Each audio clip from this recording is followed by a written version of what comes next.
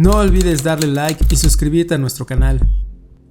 Desde pequeña, siempre me consideré una persona con buena memoria. Era de esas que recordaban detalles insignificantes de conversaciones, fechas de cumpleaños sin necesidad de anotarlas y hasta lo que alguien llevaba puesto en alguna ocasión específica. Por eso, lo que ocurrió aquella mañana sigue atormentándome hasta el día de hoy. Mi hermana, Sofía y yo siempre fuimos cercanas, aunque diferentes en muchos sentidos. Ella era la extrovertida, la que siempre tenía planes y amigos nuevos, mientras que yo era más reservada, más analítica. Sin embargo, nuestra relación era fuerte. Crecimos juntas compartiendo no solo un cuarto, sino también secretos, miedos y sueños. Cuando me contó que había comenzado a salir con alguien en otro estado, lo tomé con curiosidad.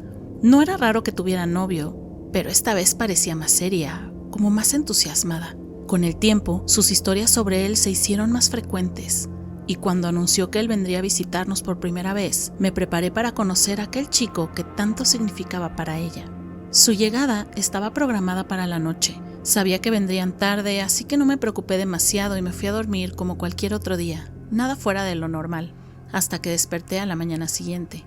Eran alrededor de las 8 de la mañana cuando salí de mi cuarto, aún con el letargo del sueño encima. Escuché ruido en la cocina y asumí que Sofía y su novio se estaban preparando algo para desayunar. Decidí que era un buen momento para presentarme. Cuando entré en la cocina, vi a un chico alto, con el cabello un poco despeinado y un rostro que no me resultaba familiar en lo absoluto. Era su novio. Era la primera vez que lo veía. «Hola», dije con una sonrisa, extendiendo la mano para estrechársela. «Soy Mariana, la hermana de Sofía». Pero en lugar de saludarme de vuelta, se quedó mirándome con una expresión extraña, casi desconcertada. «¿Estás bromeando?», preguntó él con una risa nerviosa. Yo frunció el ceño. «¿Cómo?». Antes de que pudiera decir algo más, Sofía apareció y sin mediar palabra me tomó del brazo y me llevó a otra habitación, cerrando la puerta tras de sí. «¿Qué demonios estás haciendo?», me susurró, visiblemente molesta. «¿Qué pasa? Solo estaba saludándolo». «Mariana, lo conociste anoche», exclamó Sofía cruzándose de brazos. Me quedé atónita. «¿Qué? No lo hice, yo estaba dormida cuando llegaron». No lo estabas. Bajaste, hablaste con él, incluso te reíste de algo que dijo. Mi piel se erizó. No tenía ningún recuerdo de eso. «Eso no es posible», le dije en voz baja. «No recuerdo nada de eso, Sofía, nada». Sofía me contestó: «Papá también te vio y él tampoco entiende por qué estás actuando como si fuera la primera vez que lo ves». Me quedé helada. ¿Cómo podía haber olvidado algo así? Era como tener un vacío en mi mente. Intenté hacer memoria, pensé en cada detalle de la noche anterior, pero lo único que recordaba era haberme acostado en mi cama como cualquier otro día. No recordaba haber bajado las escaleras, ni haber hablado con nadie, ni haber mirado a los ojos a aquel chico desconocido que ahora aseguraba haberme conocido antes. Mi padre confirmó la historia. Él también dijo que me había visto interactuar con el novio de Sofía la noche anterior. Pero mi mente seguía en blanco. Comencé a dudar de mi propia sanidad. Pregunté si estaba demasiado cansada, si tal vez estaba sonámbula, si me habían hablado cuando aún estaba medio dormida. Pero no, mi hermana insistió en que había estado completamente despierta, que había respondido con coherencia y que parecía totalmente normal. ¿Cómo era posible que un fragmento de mi vida simplemente desapareciera de mi memoria? Un recuerdo que nunca existió para mí.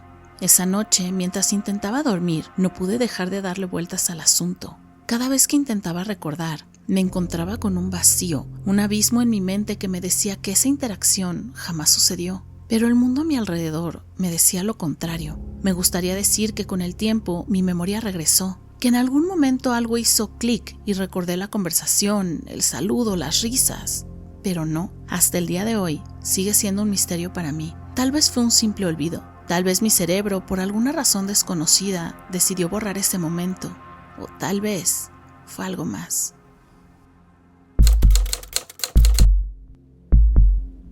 Cuando era adolescente, pocas cosas me gustaban más que dormir al aire libre. Crecí en una granja, en una pequeña comunidad rural donde las noches eran claras. El aire fresco y el cielo parecía extenderse hasta el infinito.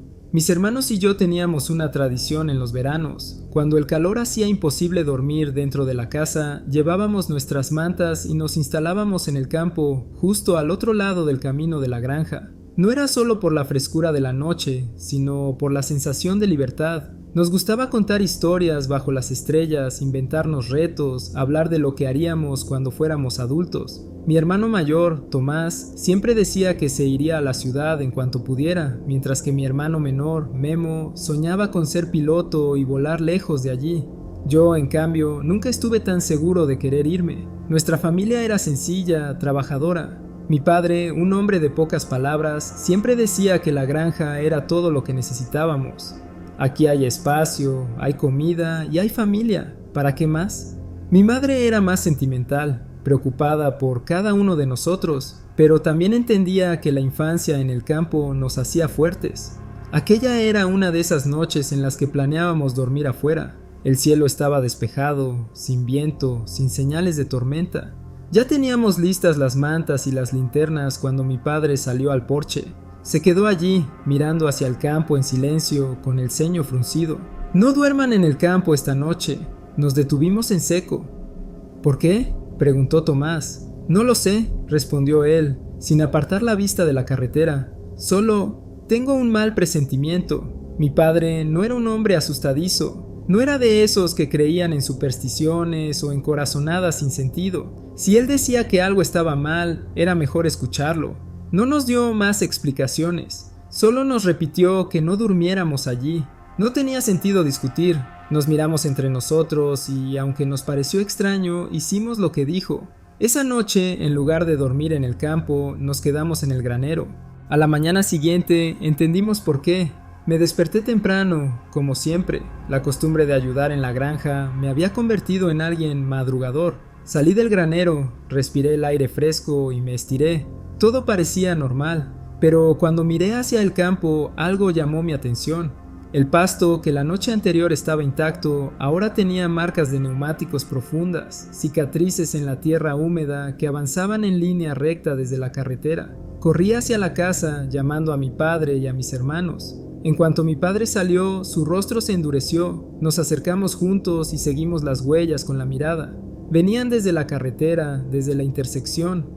La única explicación era que un auto no había girado en la T y había seguido directo hacia el campo. Y no solo eso, el punto exacto donde las marcas terminaban era el mismo donde siempre poníamos nuestras mantas para dormir. Un escalofrío me recorrió el cuerpo. «Si hubiéramos dormido aquí anoche», murmuró Memo sin terminar la frase, pero no hacía falta que la terminara. «Si hubiéramos estado allí, ese auto nos habría atropellado». Nos quedamos en silencio por un momento, observando las huellas, imaginando lo que pudo haber pasado. El destino, la intuición de mi padre o simplemente la suerte nos había salvado. Mi padre no dijo nada. Solo exhaló con fuerza, como si hubiera confirmado lo que temía la noche anterior. Luego se dio la vuelta y regresó a la casa. Nosotros nos quedamos allí un rato más, mirando las marcas en la tierra, tratando de entender cómo algo tan insignificante como una simple advertencia nos había salvado la vida. Nunca volvimos a dormir en ese campo, y nunca más cuestionamos las corazonadas de mi padre.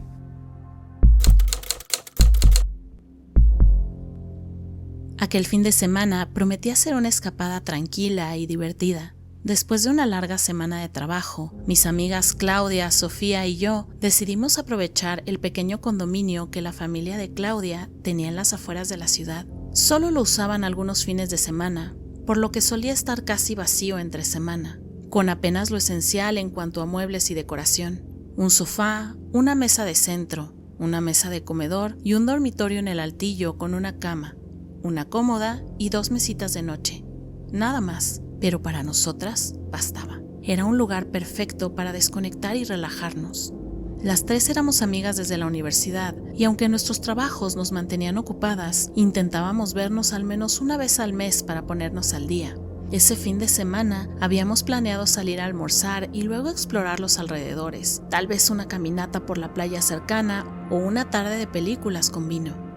Apenas llegamos al condominio, dejamos nuestras bolsas en el suelo de la sala y nos quitamos las gafas de sol. Claudia y yo llevábamos unas nuevas que habíamos comprado juntas la semana anterior, mientras que Sofía prefería las suyas de siempre, unas gafas grandes y oscuras que llevaba a todas partes. Tras dejar nuestras cosas, nos refrescamos un poco y nos preparamos para salir a almorzar. Fue entonces cuando todo comenzó. Claudia y yo buscamos nuestras gafas de sol para ponérnoslas de nuevo antes de salir, pero no estaban por ningún lado. El condominio era muy pequeño, con pocos muebles y escasos lugares donde dejarlas. Revisamos la mesa de centro, la encimera de la cocina, nuestras bolsas, incluso el dormitorio del altillo, aunque sabíamos que no habíamos subido hasta allí. Nada. Sofía nos miraba con escepticismo diciendo que debíamos haberlas dejado en el coche, pero Claudia y yo estábamos seguras de que las habíamos tenido al entrar. Después de revisar cada rincón y sin éxito, decidimos rendirnos y nos fuimos a almorzar sin ellas. Pasamos la tarde entera entre risas y charlas, aunque en el fondo me inquietaba no haber encontrado nuestras gafas. ¿Cómo podían desaparecer así en un espacio tan reducido? Al regresar al condominio estábamos cansadas. El calor y la comida nos habían dejado somnolientas, así que cada una se acomodó en distintos rincones del lugar para tomar una siesta. Yo subí al altillo y me acosté en la cama, mientras Sofía y Claudia se acomodaban en el sofá y en una silla cerca de la ventana. Cerré los ojos y me dejé llevar por el sueño, pero desperté abruptamente con una sensación extraña, como si algo hubiera cambiado en la habitación. Al abrir los ojos, mi corazón dio un vuelco. Mis gafas de sol estaban sobre mi pecho. Me incorporé de golpe y miré alrededor. Claudia y Sofía seguían profundamente dormidas, sus respiraciones acompasadas y tranquilas. No había manera de que hubieran subido a dejar mis gafas sin que yo me diera cuenta. Además, el dormitorio del altillo estaba lejos de donde las había dejado originalmente. ¿Cómo era posible que estuvieran allí? El aire en la habitación se sentía pesado, como si una presencia invisible estuviera observándome. Sentí un sudor frío recorrer mi espalda, pero intenté calmarme. Tal vez las había tenido todo el tiempo y no me había dado cuenta. Pero no, eso no tenía sentido. Había revisado cada rincón del condominio antes de salir y Claudia había hecho lo mismo con las suyas. Aún confundida, bajé las escaleras para contarles a mis amigas lo que había pasado. Claudia se despertó de inmediato cuando le hablé y al ver mis gafas en mi mano frunció el ceño con una mezcla de asombro y desconcierto. Revisamos el condominio nuevamente, esta vez con más atención, en busca de sus gafas, pero nunca aparecieron. Se desvanecieron como si nunca hubieran existido. Intentamos encontrar una explicación lógica, pero ninguna tenía sentido. ¿Un descuido? Imposible. ¿Un juego de nuestra mente? Tampoco. Nos reímos nerviosamente del asunto, intentando restarle importancia, pero la incomodidad persistió. Esa noche, al apagar las luces para dormir, decidimos dejar de buscar respuestas. Algunas cosas simplemente suceden sin explicación, y quizás era mejor así.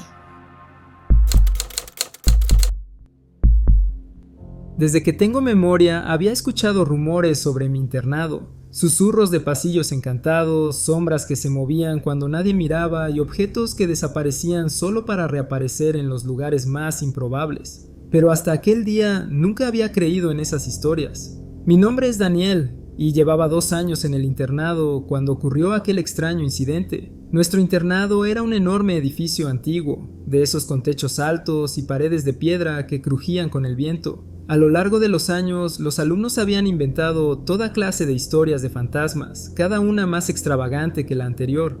Algunos aseguraban que había una monja espectral que caminaba por los pasillos en las noches de luna llena. Otros hablaban de una presencia que movía cosas del lugar cuando nadie miraba. Yo siempre me reía de esas historias, hasta que mi llave desapareció.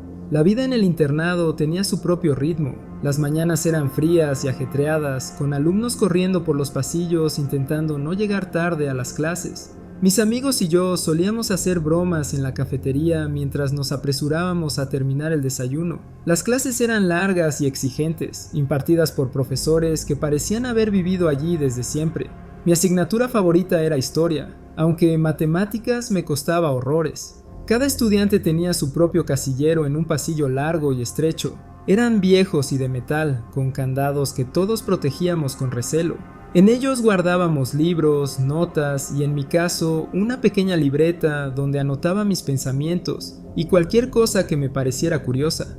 Era una tarde cualquiera cuando ocurrió. Había salido de clases y me dirigí a mi casillero para dejar algunos libros antes de la cena. Como siempre, metí la mano en mi bolsillo y saqué la llave del candado. Pero, siendo lo torpe que soy, la llave resbaló de mis dedos y cayó justo en la pequeña rendija entre mi casillero y el de mi amigo Carlos. «Genial», murmuré, arrodillándome para buscarla. Miré entre la rendija y vi la llave brillar una última vez antes de desaparecer en la oscuridad. Suspiré y decidí empujar mi casillero un poco para ver si podía alcanzarla. Con algo de esfuerzo logré moverlo unos centímetros, lo suficiente para ver bien el suelo. Pero la llave no estaba. Fruncí el ceño, había caído justo allí, lo había visto con mis propios ojos. Me estiré más, metiendo la mano en el hueco, pero seguía sin encontrarla. Miré debajo del casillero de Carlos, luego revisé todo el suelo alrededor. Nada. ¿En serio?, murmuré, sintiendo cómo la incomodidad se transformaba en una leve inquietud. No tenía una llave de repuesto. Si no la encontraba, tendría que romper el candado. Y eso significaba explicarle a uno de los supervisores por qué demonios había perdido la llave de mi propio casillero. Decidí llamar a Carlos. «Oye, ayúdame a mover tu casillero», le pedí cuando llegó. Entre los dos logramos separarlo de la pared lo suficiente como para ver el suelo con claridad, pero el suelo estaba completamente vacío.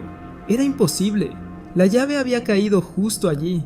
Yo la había visto desaparecer en el espacio entre los casilleros. No había forma de que se hubiera desvanecido en el aire. Mi mente intentó buscar una explicación lógica. Tal vez había rebotado de alguna manera extraña y estaba en otro sitio.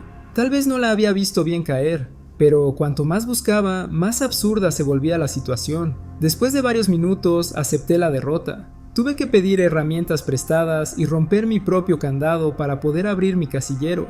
Y ahí estaba. La llave estaba dentro de mi casillero, perfectamente colocada sobre la superficie metálica como si siempre hubiera estado allí. Me quedé helado. «Eso no tiene sentido», dije en voz baja. Carlos también estaba pálido. Él había visto lo mismo que yo. Habíamos buscado en todos lados. Tomé la llave con las manos temblorosas. Era la misma llave. No tenía repuesto. No había forma de que alguien la hubiera puesto ahí sin que yo lo notara. Nos miramos en silencio, sin saber qué decir. «Tal vez fue un duende», bromeó Carlos, aunque su risa fue nerviosa. Yo no respondí. Solo pude recordar las historias del internado. Las luces parpadeaban sin razón aparente, objetos desaparecían y aparecían en lugares extraños, y ahora yo había sido testigo de algo imposible. Esa noche me quedé acostado en mi cama, mirando el techo, con la llave apretada en mi mano. No sabía si había sido una broma del destino, una casualidad absurda o algo más. ¿Pudo haber sido un espíritu amigable que solo quería jugar un rato? ¿O tal vez un pequeño fallo en la realidad? Realmente no lo sé, y en este punto creo que prefiero quedarme la duda.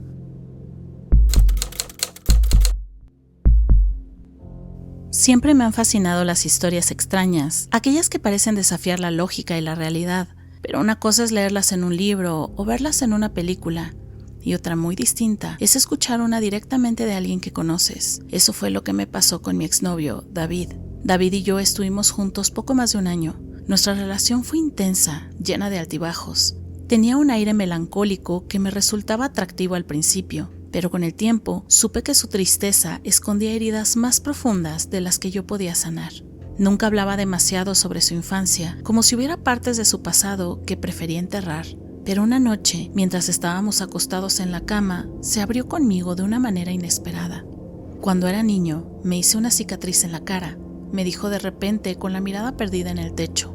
¿Una qué?, pregunté confundida. Unos cortes, no sé bien cómo pasó, pero me quedaron cicatrices por toda la cara. Hizo una pausa antes de continuar. Pero mi hermana me curó, mi hermana fallecida. Esa última frase me heló la sangre. Nunca me había mencionado que tenía una hermana. ¿Cómo que fallecida?, le pregunté, tratando de ocultar un poco mi sorpresa. Murió cuando yo tenía 5 años. Era mayor que yo. Pero una noche, después de que me lastimé, la vi en un sueño. Se acercó a mí, me tocó la cara y me dijo que todo estaría bien. Cuando desperté, las cicatrices habían desaparecido. Me quedé mirándolo, esperando a que soltara una risa y dijera que solo estaba bromeando. Pero no lo hizo. Hablaba con tal seriedad. En ese momento no supe qué decir. Lo más fácil habría sido creerle, pero aquello desafiaba todo lo que yo consideraba posible. Me limité a asentir y cambié de tema, aunque sus palabras se quedaron en mi mente. Pasaron los meses, nuestra relación se desgastó y finalmente terminamos. No fue una ruptura espectacular ni llena de drama, solo nos dimos cuenta de que éramos demasiado distintos. Sin embargo, su historia me seguía rondando la cabeza, no porque creyera en ella, sino porque no podía entender por qué me la había contado con tanta seguridad. Una noche, tiempo después de haber terminado, me encontré a mí misma en una espiral de nostalgia y curiosidad. Estaba sola en mi departamento con una copa de vino en la mano y decidí entrar a su Facebook. No tenía intención de escribirle, solo quería ver qué había sido de su vida. Pero mientras revisaba sus fotos, me topé con una imagen de él cuando era niño. Era una foto antigua, de baja calidad, pero no había duda de que era él. Y entonces lo vi. Su cara estaba llena de cicatrices, marcas gruesas, irregulares que cubrían sus mejillas y su frente. Se me heló el cuerpo. Durante meses había asumido que su historia era solo un delirio, una exageración o una manera de llamar la atención. Pero ahí estaba la prueba de que al menos una parte de lo que dijo era verdad. No podía dejar de mirar la imagen. ¿Cómo era posible? Si esas cicatrices eran reales, ¿cómo habían desaparecido sin dejar rastro? De repente me vino a la mente su hermana, una persona que nunca conocí, de quien nunca vi fotos, pero cuya presencia ahora sentía de manera inquietante. Cerré la computadora de golpe y me alejé sintiendo un escalofrío recorrerme la espalda. Intenté racionalizarlo. Tal vez había pasado por un tratamiento, quizá con láser o alguna cirugía. Tal vez la foto estaba editada de alguna manera. Tal vez... Pero no, ninguna de esas explicaciones me convencía del todo, porque lo más inquietante no era solo la desaparición de sus cicatrices, sino la certeza con la que me lo había contado, como si realmente creyera que su hermana muerta lo había curado. Desde entonces no volví a hablar con él, no porque tuviera miedo de él, sino porque tenía miedo de lo que su historia significaba. Me gusta pensar que la realidad es algo firme, algo que podemos comprender, pero a veces historias como esta me hacen dudar. Me hacen preguntarme cuántas cosas extrañas ocurren en el mundo sin que podamos explicarlas. Era el primer año de preparatoria, esa época en la que todo parecía nuevo y emocionante. Mis amigos y yo solíamos pasar las tardes en la misma esquina, justo al lado de una pequeña tienda de barrio. No hacíamos nada demasiado interesante, solo hablábamos de cosas sin importancia, bromeábamos y a veces planeábamos lo que haríamos el fin de semana. Éramos un grupo bastante unido. Jorge era el bromista, siempre sacaba chistes en los momentos menos indicados. Laura, por otro lado, era la escéptica del grupo, la que no creía en nada fuera de lo lógico. Luego estaba Diego, quien tenía una obsesión con las películas de terror y no perdía oportunidad de contar historias paranormales. Yo solía quedarme en medio de todo, riendo con ellos y disfrutando de esos momentos simples. Aquel día, como tantos otros, estábamos apoyados contra la pared de la tienda, charlando mientras el sol comenzaba a bajar. Era una tarde tranquila, con el sonido de autos en la calle y el olor a pan recién horneado saliendo de una panadería cercana. Fue entonces cuando lo vimos. A unos metros de nosotros, justo en la entrada de una casa vieja, había un niño sentado en un cochecito. Parecía bastante pequeño, tal vez 3 o 4 años, con las piernas colgando y moviéndose de un lado a otro. No había ningún adulto cerca, lo que nos pareció extraño. La casa tenía una escalinata que llevaba hasta la puerta principal y el portón del patio estaba cerrado. ¿Estás solo?, preguntó Laura, frunciendo el ceño. Jorge se encogió de hombros. Tal vez su mamá está adentro. A pesar de que tratamos de ignorarlo, había algo inquietante en la imagen. El niño no lloraba ni hacía ruido, solo miraba al frente como si no nos viera, con una expresión neutra. Entonces Diego, con su clásico humor de película de terror, dijo en tono burlón: si estuviéramos en una película de miedo, el niño desaparecería en cuanto nos volteáramos. Y lo hicimos. Fue un simple movimiento, una distracción momentánea, menos de 5 segundos. Cuando volvimos a mirar, el niño ya no estaba. Nos congelamos, el cochecito, el niño, todo había desaparecido. No hubo sonido de puertas abriéndose, ni de pasos, ni de alguien apresurándose a recogerlo. Nada. ¿Dónde está?, pregunté, sintiendo que un escalofrío me recorría la espalda. Laura parpadeó, como si su mente intentara encontrar una explicación. La casa solo tenía una puerta principal en la cima de las escaleras y un portón cerrado. «No es posible», murmuró Diego con una sonrisa nerviosa. Corrimos hasta la casa y miramos alrededor. No había ninguna señal de movimiento. Llamamos en voz baja, pero nadie respondió. Revisamos la calle, buscamos alguna figura a lo lejos, alguien empujando un cochecito. Nada. El niño simplemente se había desvanecido. Pasaron los años y seguimos recordando ese momento. Lo analizamos cientos de veces, intentando encontrar una explicación lógica. Tal vez no imaginamos al niño, quizás vimos un fantasma, dijo Laura una vez. Se notaba el miedo y los nervios en su voz.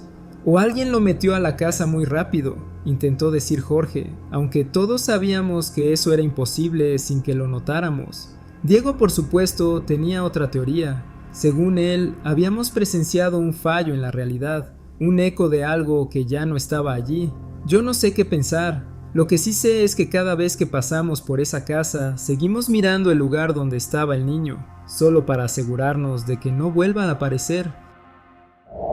Antes de terminar este video, queremos darnos la oportunidad de saludar y agradecer a algunos miembros de nuestra comunidad de tenebrosos. @JavierCano_W1Q, @LeonardoBerlin3940, @GabrielGarciaMiranda 7846, @AndyMerengue, @IsabelHernandez_CU8KB y @NicolásMoreale 5933.